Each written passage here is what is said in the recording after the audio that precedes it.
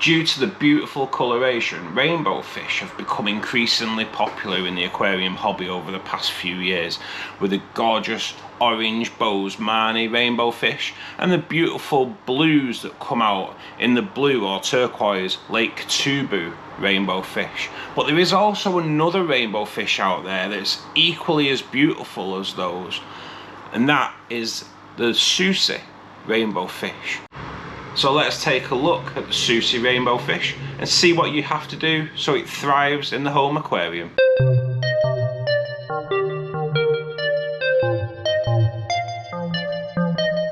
Hi, I'm Russ and welcome back to my channel, which is mainly rainbow fish based. So today we're going to take a look at the Susii Rainbowfish, and in this video we're going to take a look at the origins. We're going to take a look at whether it's actually classed as an endangered species, what you have to do to your aquarium to home the Susii Rainbowfish, and we'll take a look at breeding and what tank mates that they prefer to live with as well. So we'll start by taking a look at the origins of the Susii Rainbowfish. Now currently they're only known to come from one area of the planet, and that is the Susi Creek, which is situated between Sorong and the Ayamaru region of Papua New Guinea, Indonesia. I have looked into whether they are classed as an endangered species by the IUCN, and from what I can see there isn't really much information regarding this specific species, but what I can say is a majority of the rainbow fish that live or originate from the Ayamaru region of Papua New Guinea,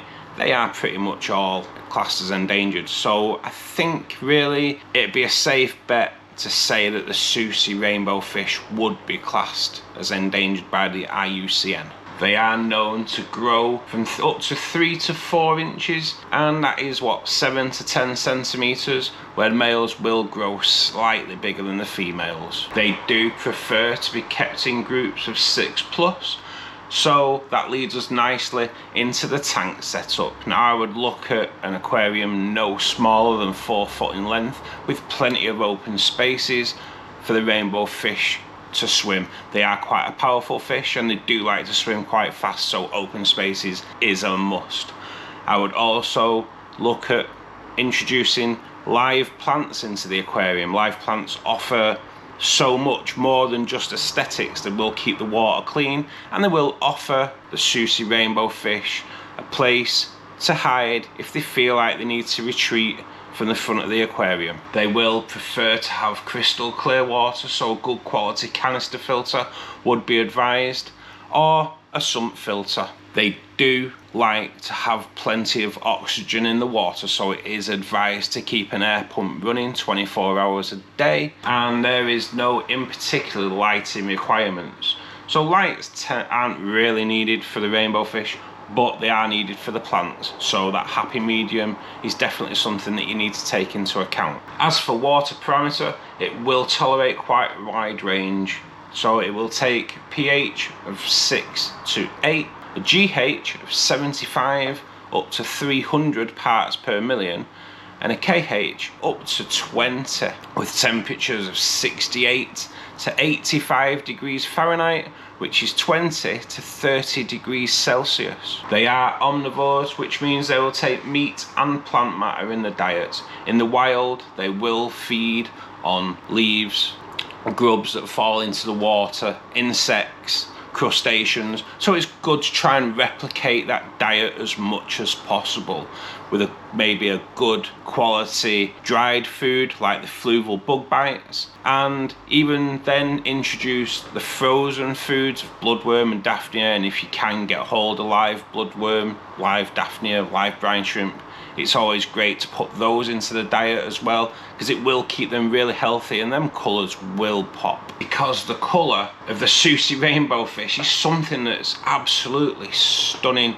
They have a red coloration to the tips of the fins, and when they're young they have this like beautiful mauve coloration, and as they get older they go and change to this electric orange colours. And when they're mating, they do have these black horizontal and vertical stripes on the body which just make them stand out so much. Sadly though, like most fish, the coloration is only really adopted by the male of the species. So the male will have this beautiful orange coloration. His fins will be longer than the females, and the fins tend to stretch right down to the caudal, whereas the females, they are a lot less colourful, slightly smaller in body length, and their fins will not reach down to the caudal. They are a lot shorter. If you want to successfully breed the Susii Rainbowfish, then it's probably best done in a separate aquarium. That aquarium should be set up and it should be round about good 4 foot in length. Great filtration. The filter will have to have been cycled, and then you can introduce plants like Java ferns, or you can introduce spawning mops. The temperature, you want to be trying to keep that temperature around about 26 degrees Celsius, which is 78 to 79 degrees Fahrenheit, and trying to keep that temperature at a consistent rate. Introduce your rainbow fish into that. Hopefully you've conditioned them before, which means you've been feeding them on a good quality food to get them ready for breeding, and introduce 5 into that aquarium, consisting of 2 males and 3 females. You always want to outnumber the females to the males, just so the females don't get harassed. Once they're settled, the male will start showing his displays, which is swimming in front of the area that he's chosen, which is either the plants or the spawning mop.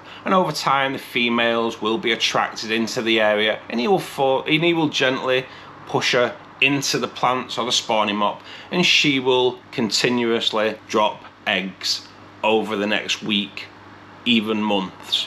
Now, rainbow fish have no parental responsibility whatsoever, so it would be advised to remove the eggs daily into a separate hatching tank. Now you can do that by either removing a spawning mop and replacing with another spawning mop, or you can actually siphon out the eggs because they are quite tough. Those eggs will then hatch within the next 7 to 10 days, and the young can be fed on food like infusoria or bee pollen, which is a great food supplement for young fry. And once they get to a week, then they can start being fed little foods like live foods like baby brine shrimp. The Susii Rainbowfish has a great temperament, and it can be kept with other fish that have similar temperaments, so it's good to keep them with fish that don't occupy the same area of the aquarium, like corydoras that tend to stay more down at the bottom. They're also good tank mates are like mollies, platies, guppies, but the best tank mate for rainbow fish really are other rainbow fish.